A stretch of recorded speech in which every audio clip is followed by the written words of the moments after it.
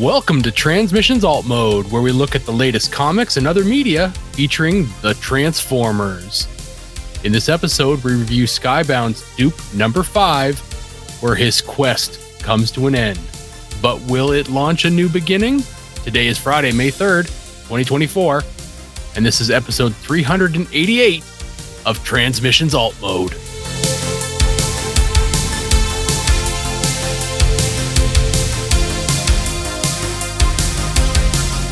Welcome to Transmissions Alt Mode, the podcast that knows metaphorical revenge is the best kind of revenge. I'm your host, Charles, aka Big C, and I'm joined by the excellent Transmissions team. Jeremy, aka Yakko. Hey, how's it going? And Daryl, the Cybertronian Beast. I'm here. Let's talk Transformers. As always, we start the show by thanking our Donatreons, those lovely people who support us on Patreon and PayPal. And this week, we are welcoming a new Donatreon, G. Dinero. Thank you, G. Dinero, for signing up for a whole year and buying some of our exclusive comics. So did all that last week, and they deserve a shout-out. We gave them one in the toy show and in alt mode. So congratulations. Thank you, G. Dinero, and welcome aboard. You get all those perks that I'm about to talk about. And, we'll keep the show going. So, of course, as a Donatron, you get access to all the episodes of our bonus show, We Like Big Bots. These are all on our Patreon page, so you can check them all out at, at our transmission at patreon.com/transmissions. And if you are a Donatron, you will have access to them.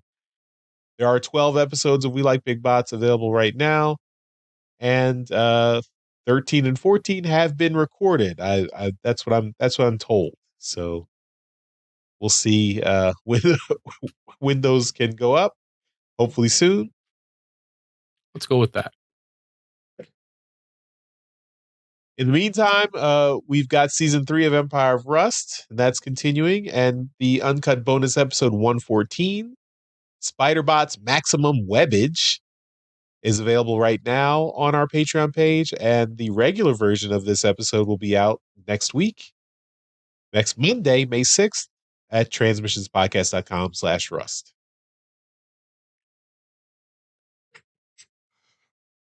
Oh. Let me try to cough in between so they can be clearly edited out. Okay. And of course, we've still got copies of our Skybound Transformers number 1 with artwork by EJ Sue. And that's available at transmissionspodcast.com/comic. You can pick those up. And of course, lastly, we've got our code at toyhax.com. That May promo code, since we've changed over to the month of May. The code is MAYTRIX. MAYTRIX. MAYTRIX. Get it? Get it? So that'll be easy to remember, and you can use it all throughout the month of May. 15% off all your orders at toyhax.com. And you cannot use that with any other promos, but you can use it with your Robo points. So there you go. I forgot to put it in our notes here, but I do want to mention that this is the last day for the Signa Kickstarter for John Barber and Andrew Griffith. So we mentioned that in the toy show, but just want to give one last mention. If you're watching this when on Friday, May 3rd, you still have time to back that Kickstarter if you would like to do that. And as we mentioned, it's already hit its goals. It's hit a couple stretch goals. I'm sure it's by now it's hit at least 2 of its stretch goals.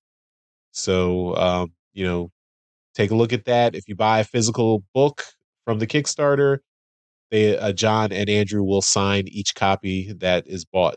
So it's a good deal. And I think we've a majority of the podcast hosts have backed the Signa Kickstarter. So take a look. Also, we've did a couple of interviews with John and Andrew about the project, so you can take a look at those and see if you're interested. All right, well, let's get into the show with our comic review.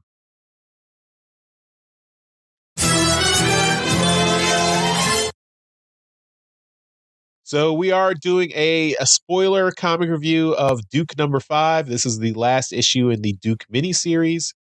This will be full spoilers, so if you have not read the comic yet, please do that before you listen to or watch this review.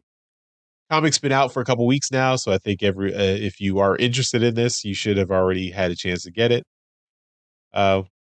So let's talk about this story.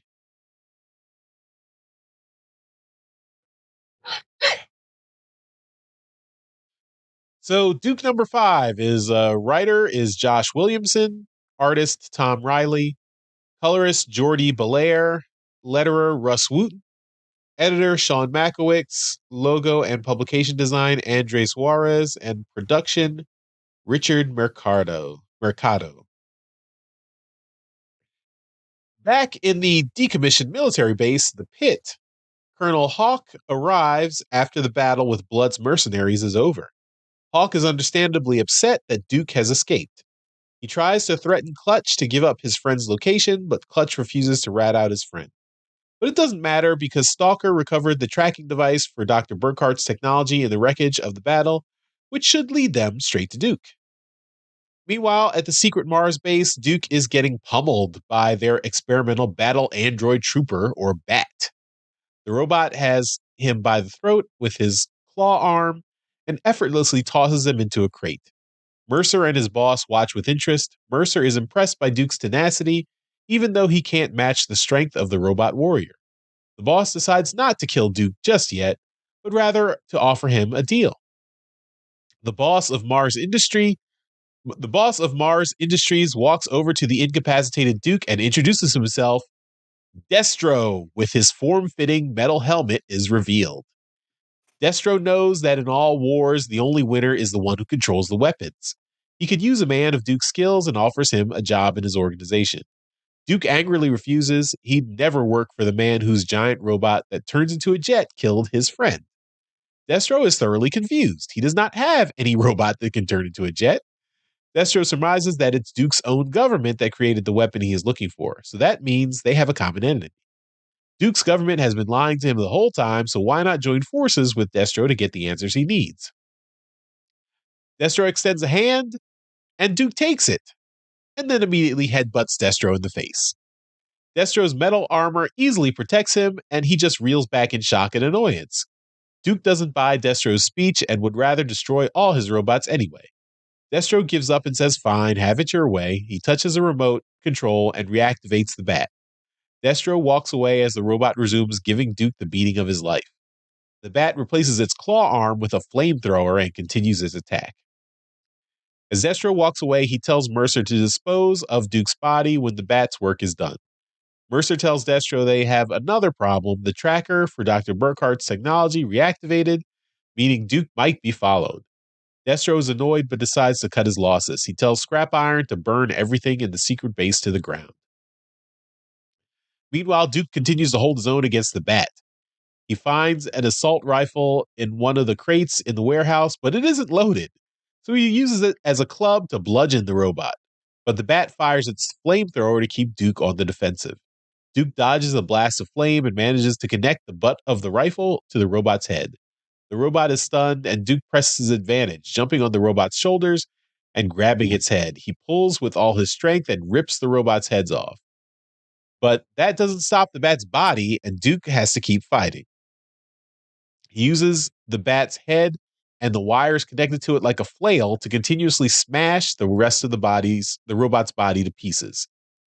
While smashing the robot, he imagines himself smashing Starscream and taking revenge for his friend.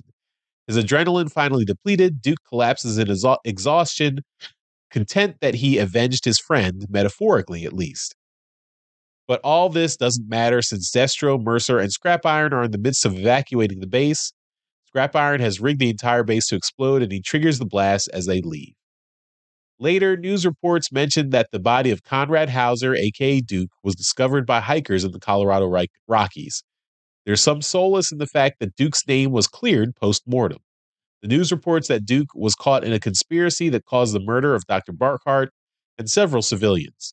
While Duke was initially framed for these killings, the murderer was actually Sebastian Blood, who remains at large but is on top 10 wanted lists everywhere. Now, Duke's body will be laid to rest at Arlington National Cemetery as a true American hero. But that's not the end of the story. Duke's death was a cover-up orchestrated by Hawk, and he survived. He's recovering in the hospital, but they're taking no chances and have him handcuffed to the bed. As he wakes, Hawk and CoverGirl greet him. Duke expects Hawk to lock him up forever, but Hawk actually wants him to lead a special covert ops team. Hawk reveals that he knew Duke would never give up chasing down leads about the giant robot cover-up, which is why he let him loose. The evidence they uncovered from Duke's discovery of the secret Mars base enabled them to uncover a conspiracy of groups working with people in the U.S. government. Hawk tells him they need him and his country needs him. But Duke is thoroughly disillusioned and has no trust left. But Hawk has one more thing to show him. They drive back out to the pit, which is in the middle of reconstruction. Clutch is there too, and he's happy to see his friend. Hawk tells him he wants Duke to lead his special mission force. But Duke refuses to fight another secret war. But Hawk has one last tidbit. There are more giant robots out there. The jet was just the tip of the iceberg. They have images of another robot that turns into a semi-truck. Destro didn't build these robots, but someone did, and they need to find out what they are and how to stop them. He asks Duke again to join their team, and immediately Duke answers, "We destroy them all." And that is the end for now. But the beginning of G.I. Joe? Question mark. So this was kind of underwhelming for me. This felt like a very formulaic, cliched ending to the story. At least that's how that was my first impression. I think the artwork was really good. The action scenes are really good, but like doing the villain thing of walking away before the you've killed the hero, offering the hero to join forces because we're not so different, you and me. I mean, these are really well-worn tropes that are it was just a little bit disappointing to see how formulaic this ended up being at the end of the story. And also I don't buy like Duke has to be superhuman to survive all the things he's gone through in this series. Like he gets stabbed, shot, bones broken, and he's still able to fight this robot and win. He's just got that much adrenaline with him to do all this stuff. He is a real American hero, Charles. I mean, they could have I mean, I can see him, being wounded or whatever, but he's doing this with broken bones and being shot. That just it pushes it over the edge for me. That he's either he's superhuman or it just doesn't make sense. I don't know. A giant robot powered by a man that walked into a mystical mystical object that works for you. Yeah, that's fine. No problem. Yep. Okay. And then at the end they blew up the base with him inside, and he still survived that. He somehow didn't get they don't. I mean, it's one thing to have a fake out where he's not dead, but show me something like he found like a heat shield somewhere in the base that protected him or something. I mean, and like the last issue where the plane crashed and he just somehow miraculously survived the plane crash, and like they didn't show him ejecting or anything. He just walked away. That's just, I mean, yeah, I know I'm not being consistent here, but this is straining my credibility for how much this guy survives. And then, like I said, the whole plot in this issue was very mustache twirling villain cliche. I just found it, kind of unsatisfying there. So those are my thoughts. And then his whole quest was built on a lie too. Like he thought he was avenging his friend, but like this had nothing to do with his friend at all. And still at the end, he's like, yeah, I won. I beat this robot to hell, but this had nothing to do with the robot that killed your friend. So how is this, you didn't avenge your friend. You just beat up another robot. So I don't know. I imagine Daryl agrees with with a lot of these points here, but what do you think, Daryl? You're saying the book is shit? Yes, I agree.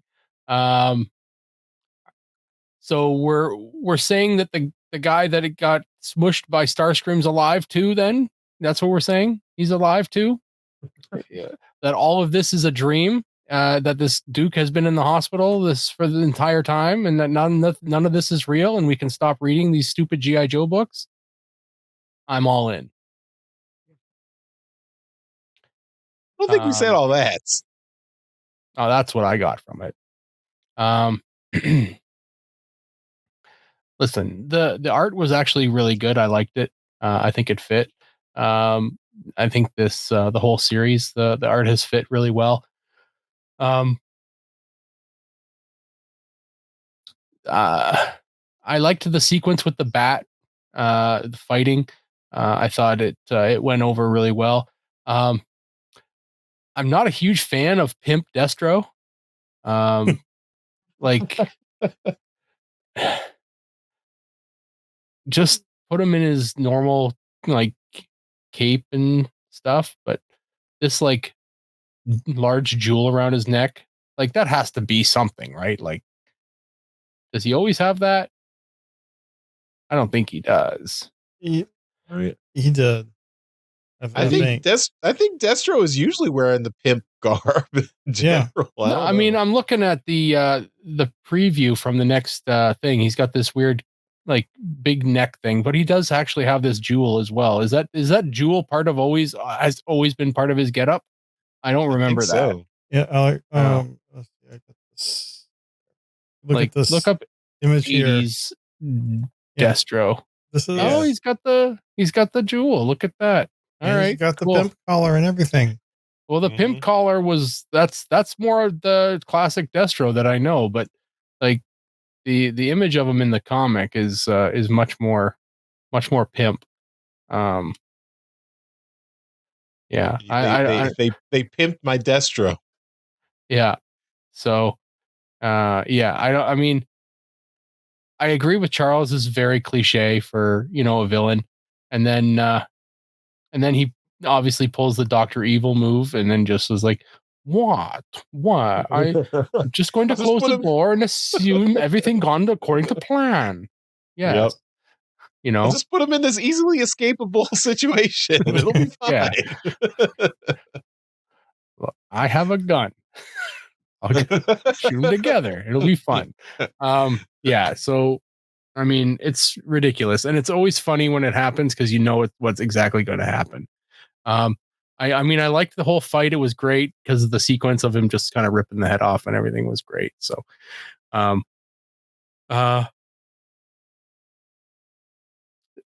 bats and Cybertronians aren't really on the same level. So if he thinks because he beat up and killed a bat that he's be able to beat up and kill a Cybertronian, I don't think that should be the takeaway from this, because they're not really the same. At this point, he doesn't realize they're from another planet. No, I know that, but he's, I mean, we are looking at a character that is soaking wet in plot armor here. Mm-hmm. Like, he is drenched in plot armor. So, like, the guy, like Charles said, survived a plane crash that he just drove it into the ground and walked away. And yeah, so a part that got me, the characters that appear at the end that, orchestrated the cover up, right? Are not properly introduced. You're just supposed to know who they are. I guess the general was the guy at the beginning of the series that you probably should remember if you're a Joe Cover Girl was also at the beginning of the series. Was she? Yeah. I don't remember her being there, but yeah. This is 5 months ago, Duke. It'll read great in the trade. Then you'll remember from issue 1 to issue 5. Right. So yeah, that's the whole idea, I guess, is you got to read this as one big thing.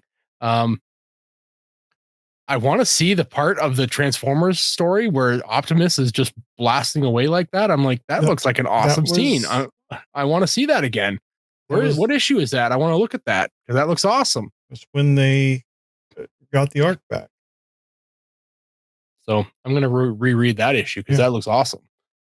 I believe that was issue 5, either issue 5 or 6. Of it was because he has a Megatron arm and his blaster, and just when they're going against Devastator and stuff. Yeah, fantastic. I want that. That looks awesome. I want to read that. I'm glad they're giving advertisements for Transformers books in the G.I. Joe book. If this becomes a fully fledged G.I. Joe book, we can stop reading it, right? Oh, yes. Great. Okay. Well, this was the last issue of the series. Yeah. Oh, I know. It's going to spawn 2 more. It's the Hydra. I know. Well, they've already announced was Scarlet and Destro. Yeah, with the preview of Destro in this book, which I did not read. So it was not on my homework list, so I did not read it. It's 3 pages, but it's not that exciting. Yeah, it's fine. The book is fine. It does exactly what we thought it was going to do, which was going to set up the G.I. Joe team. So, yeah, big whoop. All right, Jeremy, what were your thoughts? I'm going to be the dissenter and say I enjoyed the book. God, I mean, it was formulaic. But it was fun, and the fight was really good. I would say regarding the injuries and stuff, it wouldn't surprise me if at some point they realize that they reveal that Duke is actually a robot. I mean, because it was. I actually did have that thought. I mean, you headbutt someone that is basically wearing a steel helmet, and you don't come back with a concussion. Plot armor. Yeah, but despite all of that, I had fun with the book. It hit all the notes I was wanting it to hit. And like you said, the art was fantastic. I really liked the art. The style, especially kind of at the end when we're seeing them in the hospital, it gives me kind of a classic, almost, kind of a classic style of comics in terms of like, General Hawk's eyes just being kind of imprint dots. And I don't know. I really like that. But this, I'm going to enjoy reading Duke and eventually like the G.I. Joe team just being against any of the Cybertronians initially until they, have to come to the realization that the Autobots are not, their enemy. So I can see that's going to probably be a long time from now, just with the way that they're pacing everything. But I'm enjoying this first part of the G.I. Joe side of the Energon universe. And with the preview for Destro at the end, since you didn't read it, Daryl, it basically just sets up how Destro has his little country and basically the Doctor Doom of this universe. Yeah. Some right. Some fictional Eastern European country probably. So that's basically all it is.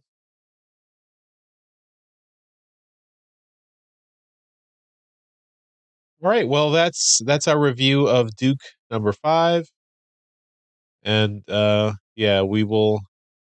think we will keep the train rolling with Destro and Scarlet next month. So we get to come on, Cobra man. Commander number 5 this month, and so we'll finish that up and then keep going. So sorry, Daryl. You know how many fucking characters there are? They're not going to do a series for every character. Hey, they are at this point. Not to spoil what's coming up next, but you'll have some content next week that you'll enjoy, I'm sure. Yeah.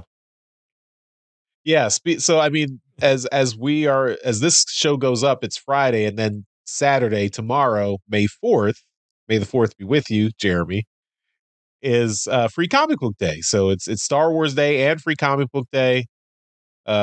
So you can pick up your Energon Universe Free Comic Book Day issue that has a Joe story, a Transformer story, and a Void Rival story in that Free Comic Book Day comic. So check that out.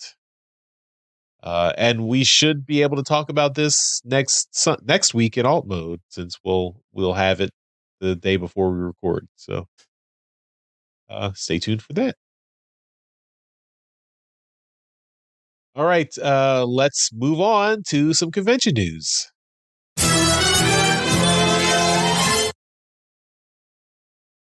All right, just one thing, convention news, and this is from TFNation. They have announced that Andrew Wildman is going to be attending.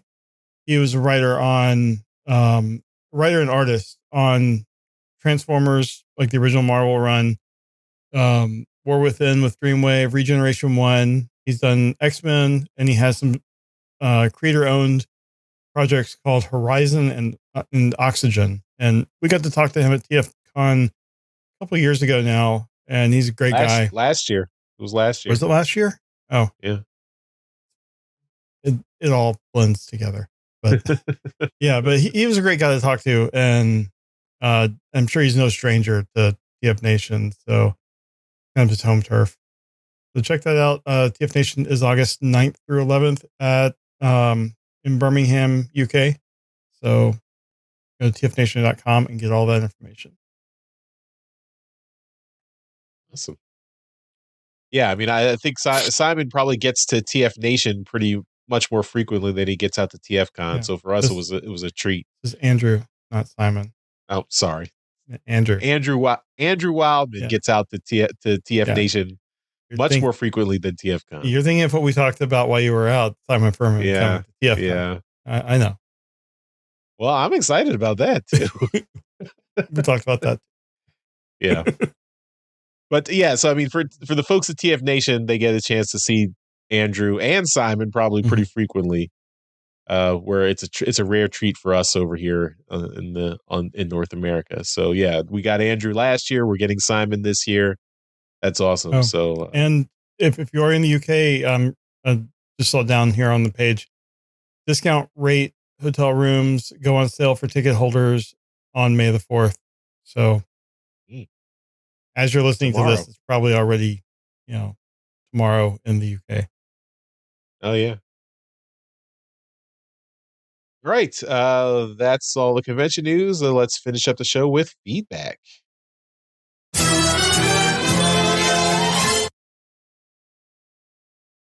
All right, so we got some YouTube comments on last week's show when you guys talked about the Transformers 1 trailer. I unfortunately missed out on that conversation, but maybe I'll add some feedback of my own when we get through this here. Transmissionspodcast.com/feedback, Charles. This is VIP feedback. This is VIP feedback. I'm doing it live. But yeah, let's go to our listeners first. It's from DMC 2008. They say, initially, the trailer took me off guard. After 7 movies, I didn't expect it to be aimed so directly at kids. It reminded me of Earthspark right away. Now that I've had some time to digest, I'm feeling very optimistic. This could be a way to bring some of the beloved IDW stories to a larger audience. Imagine this new series does well and we get a More Than Meets the Eye movie one day. I never thought it would be possible, but after seeing this trailer, I have a renewed sense of hope for the franchise. For once, these characters are treated as real characters, not movie monsters or set pieces. I'm worried about box office returns, but if this connects with kids, we are in good shape. I agree with all those points. Yeah, for sure. Nathan says, Transformers 1 looks good. I just wish there was another similar age character instead of Bumblebee. Bumblebee was supposed to be young, not as old as Cup. Ultra Magnus, Hot Rod, Ironhide, etc. In particular, Hot Rod could get away with the same humor and satisfy my 1986 movie bias. So, yeah, I mean, I think Bumblebee is a pretty recognizable character, so I think that's they decide, if it's in the movie universe, if they want to squint and say it's in the movie universe, you gotta have a movie character in there that everyone recognizes. Bumblebee's the one movie character that's been in every movie or almost every movie. So, It's honestly, and I've mentioned this to you guys, I don't think it's any surprise, but the popularity of Bumblebee is insane. Like the marketing job that they've done to push Bayverse Bumblebee on the kids, I guess, that are now adults, right? Is crazy. This past year, the hockey season, my daughter had a teammate who, when the parents kind of found out, I told them that I was a Transformers fan. They said, "Oh well, our daughter, she's actually saving up money to buy a Camaro as her first car." And I'm like, "Really?" She's like, "She loves Bumblebee that much. She wants her first car to be a Camaro." I'm like, "Okay, good luck." Our generation kids would be like, I want a yellow VW Bug. Yeah, which should be much cheaper. Much cheaper. But like the kid doesn't know a lot more, like much more about Transformers other than the fact that she wants a Camaro. She loves the Bumblebee character and wants a Camaro. And I feel a little sad for her, but she's missing out on a lot of other stuff, but that's her Transformers. Bumblebee is like, it epitomizes Transformers for her. And Hasbro and the marketing people behind it have just done a superb job at pushing that Camaro Bumblebee on everybody. And yeah, we actually was watching another 1986 movie review, just a couple people watching the movie for the first time, I guess. I'm sure, I believe it, they're watching it for the first time, but whatever. And they commented like saying, "Oh well, this is what Bumblebee used to look like." I'm used to him being a Camaro, a yellow Camaro, and I'm not really used to him being a Volkswagen Beetle. And I think I saw that same video. This is crazy for me, right? That obviously we're older, so we're used to the Bumblebee as a Beetle, but it's it's nuts that they have zero recognition of anything prior to the Bayverse, and I know that we talked about it before, saying that Michael Bay's uh 07 movie was going to be G1 for some people, but it's really starting to actually take hold now, because all these people who would have been like 6 to 10, right, when the movie came out for the first time, they're all in their 20s now, and they're all making decisions and putting being adults in the world, which is crazy to think about. So yeah, I mean, we've talked about it on crazy amount on the show over the past 10 years and counting, but Bumblebee is like, he is the franchise at this point. Optimus might be the voice of the franchise, but Bumblebee is the character of the franchise. Yeah, I mean, it didn't hurt things that they chose an incredibly cool looking car. No, it never. Yeah, I'm still pissed that they made him not talk in that first movie, and that stuck around for so long. That's also fixed in their minds that he talks with the radio, and that's how he talks. And it's like, if they do that to him in Transformers 1, that will really upset me. Like, if at some point he gets his voice box damaged. Well, that same movie review, they said, "Oh, I'm not used to him hearing Bumblebee talk. Like, he talks with the radio. Like, he should be talking with the radio." I'm like, "Oh my god, oh my god." Well, of course, there's a Simpsons episode for this. The first Simpsons episode that had Adam West, and Bart goes up to Adam West and he says, "You're not Batman." Like, yeah. See, here's a picture of me with Robin, and Bart says, "Who the hell's Robin?" Because that was around, that was right after the '89 Batman that had rebooted Batman, and Adam West was the old fogey Batman. He was not the cool new Batman. Yes. So we are the old fogey Batman at this point. I don't want to be old fogey Batman. Yeah. Well, I have some thoughts about Transformers 1. Can I put them here in the feedback? No, we're out section? of time. It's been alt mode is only 30 minutes now, Charles. We'd like to thank our Patreons for coming out. I'm talking.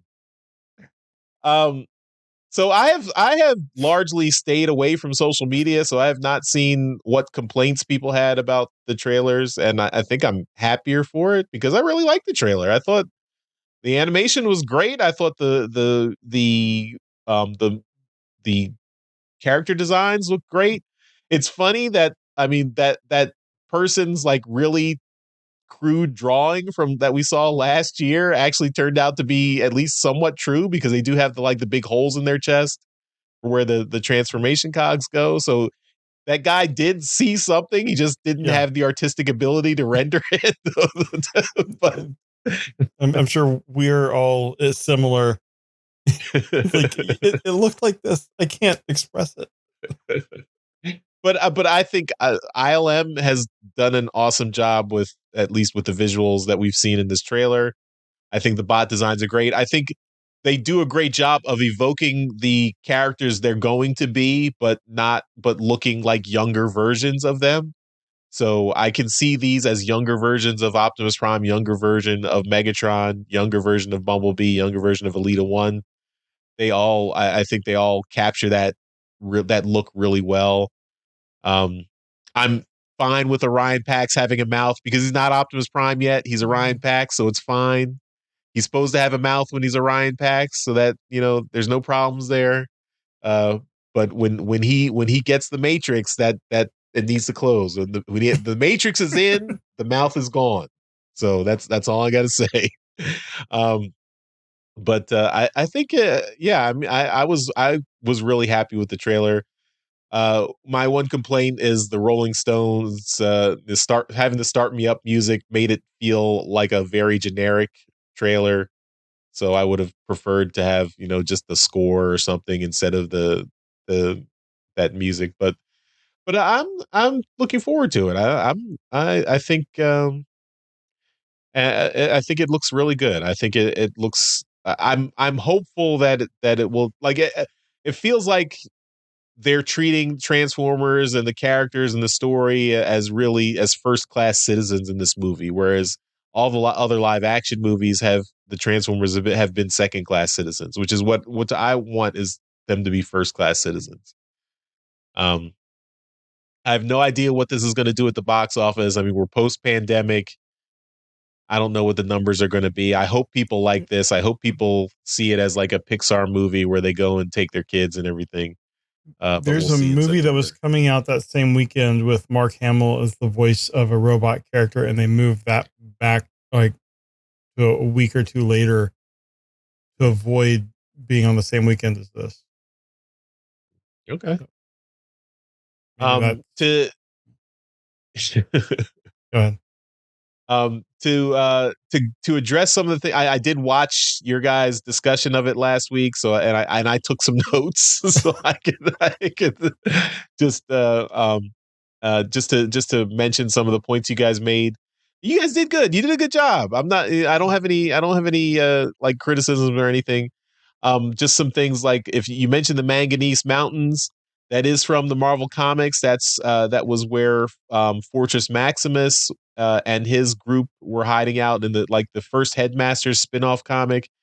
They started off in the Manganese Mountains, and then they made a ship and they flew off to Nebulos. So that was a location that was definitely mentioned several times in the Marvel Comics. So you got that one right. Probably not relevant.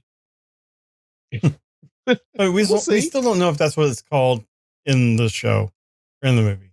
But Yeah, well, we'll see. I knew I'd heard the phrase before. I definitely think it's Quintessons that are the villains there. I agree with you guys. I think that one bot they showed like being grappled by the Quintesson is I'm thinking that's Sentinel Prime. I mean, the Chris McFeely's video also speculated that was Sentinel Prime, so I'm going to agree with that too. I think I really like Cybertron being populated as well.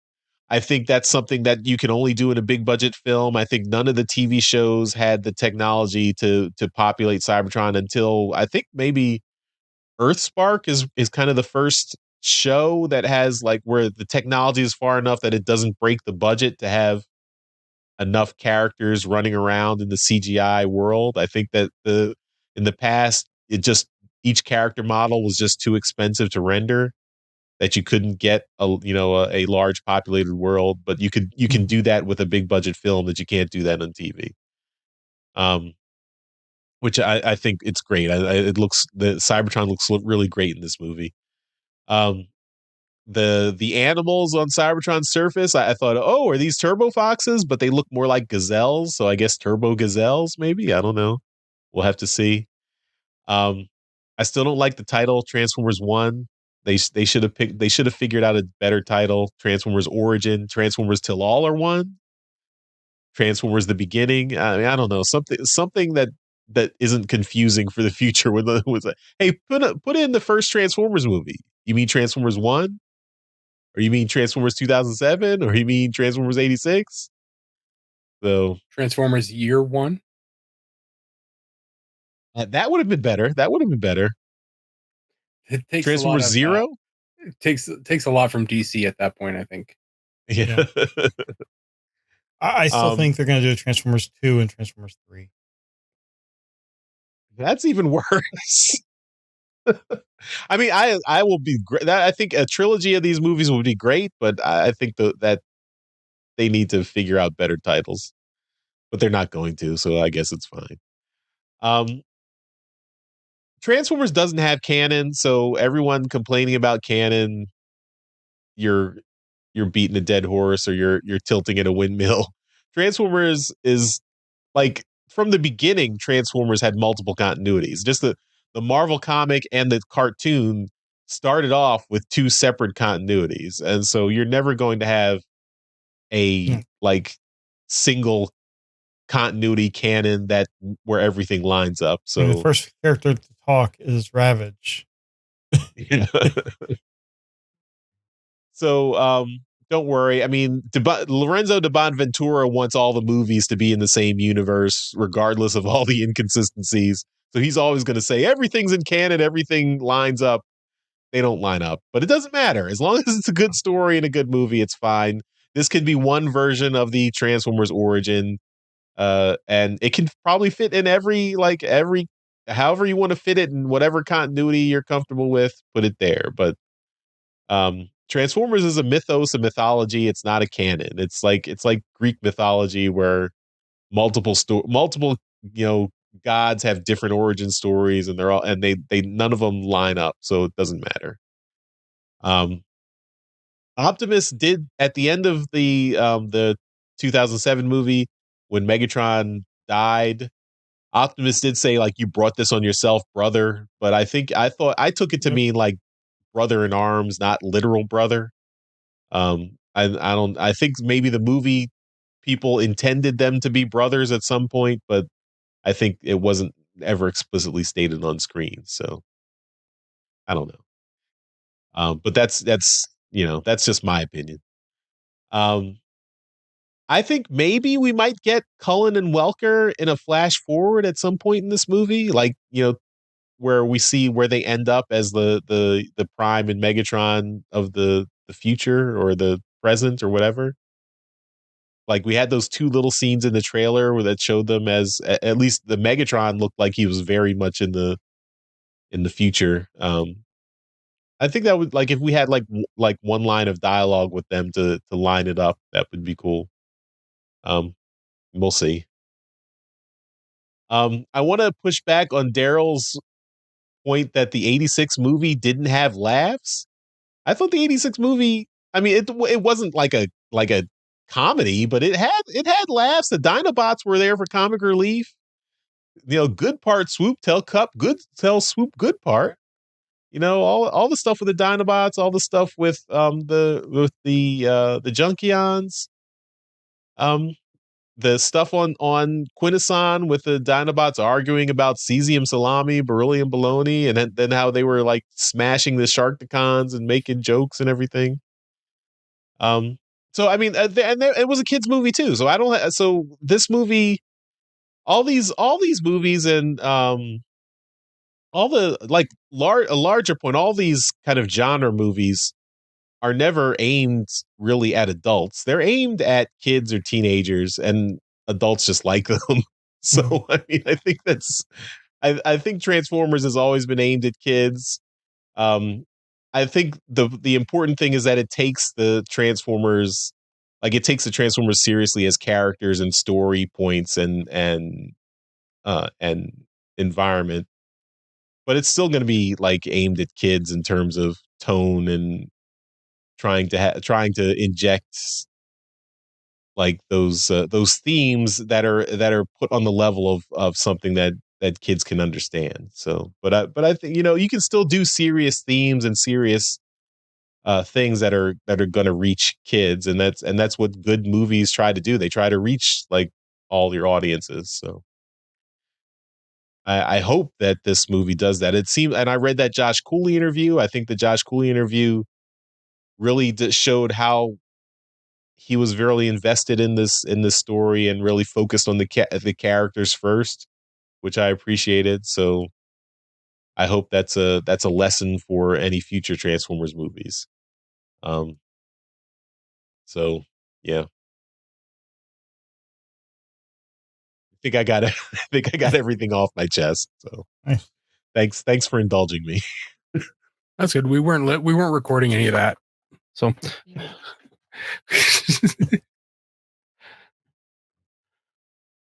but yeah, no, I mean, think bottom line, you made good points. It's I'll accept the points where you said I was wrong. I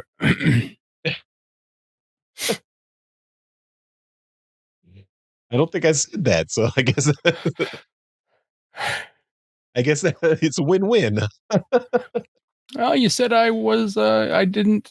You push back on my 86 movie being not funny or funny, and I have to say I've seen that movie about 1,000 times, and I don't laugh anymore. So maybe it's because you just have been ground down as an adult. I don't think so. I'm still very vibrant and young, and you're old. Shut up. Well, I think Transformers 1 is going to have funny moments, but it's not going to be a comedy. I mean, we're going to have serious moments where, like we've seen in the movie, people are fighting, attacking. Elita 1 does that badass move where she knocking the enemy over and then shooting, and we see Bumblebee slices a guy's head off by accident. I think the movie is going to be a lot funnier than we expect. I think Keegan-Michael Key is going to be very funny. I look back at the 86 movie cast, and like the funniest person in that cast would have been like Eric Idle, and maybe as John a kid, Machida Jr. I mean, yeah, but all I would have heard as a kid was that's the Micro Machine guy. That's all I would have heard, and that and as a kid, I would have I can tell you I had a problem understanding what Eric Idle was saying. Yeah. Right, because I got that he was trying to talk TV, but he was also talking TV with a British accent. And so I'm like, okay, well, what is he actually saying? What is, and I didn't understand what he was saying. So, so if he was saying jokes, great. I didn't get them. Right. So there wasn't a comedian in that cast. Right. Yeah. So, right. And I say that knowing I know that Frank Welker actually started off as a comedian. So yes, I say that. Yeah. Okay. If you want to send your corrections, right, fine. But Megatron was not a comedian.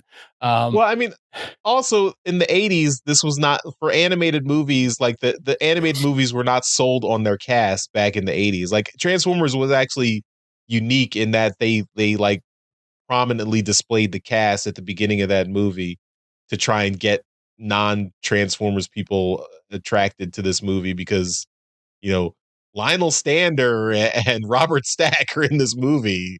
So you should care about it for some reason. But this was, but that that's was the way they used to do it back in the 80s, right? They used to put the credits at the start. They did for animated movies. They did not put the credits for voice actors prominently like that. That was not a trend.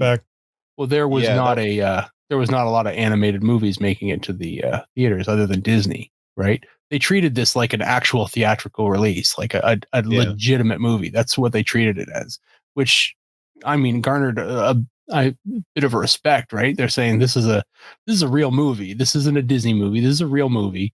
It's about the Saturday morning cartoon Transformers, but it's a real movie. Yeah. I mean, I think that, but they also, I think that was part of their problem is they were trying to market it as an adult movie for adults when their audience was still the 10-year-old kids who love Transformers. Yeah, no, I mean, it did not do well. I mean, if we want to be honest, it was not a success, right? So, right. Yeah. Mm-hmm. I mean, and I feel like this, like you said, Keegan-Michael Key is hilarious, and he will make this funny, but this is not going to be a comedy. I think this trailer makes it seem like it's going to be a comedy, but I don't think this movie is a comedy. It's going to be a fun action movie with funny moments in it. Yeah. Yep. Okay. All right. Well, those are my thoughts on Transformers 1. And I mean, I'm sure if everyone else wants, I mean, we already got some feedback. So, I mean, anyone else who wants to chime in, please send us some notes and, let us know what you think. I mean, we've got a few months before the movie comes out, so there'll be plenty of time to speculate. I'm guessing there's going to be at least one more trailer that'll be out before the movie. So we'll have a chance to speculate. Yeah. But I'm excited. I have a positive. This give me a positive impression. So looking forward to it. All right, and I guess I'm looking forward to getting to the end of this episode of Transmissions Alt Mode. So thanks everyone for watching and listening. As always, we give a shout out to our Masterpiece Donatrons. These are the folks who continue to support the podcast at our highest level on Patreon. And we really appreciate that. So that's why we give them a mention in every episode. So thank you once again to John Forks Levengood and Demon Tech 82. You guys rock. Thank you so much. And thank you everyone for watching and listening. We'll see you next time. Bye-bye. Bye. Later. Thank you for listening to this episode of Transmissions. If you'd like to join the conversation, travel to our Discord channel at transmissionspodcast.com/Discord. Want some cool Transmission swag? Feast your eyes on our Transmissions gear at transmissionspodcast.com/shop. If you'd like to support our podcast, go to transmissionspodcast.com/support or tell your friends about our show. We'll see you next time.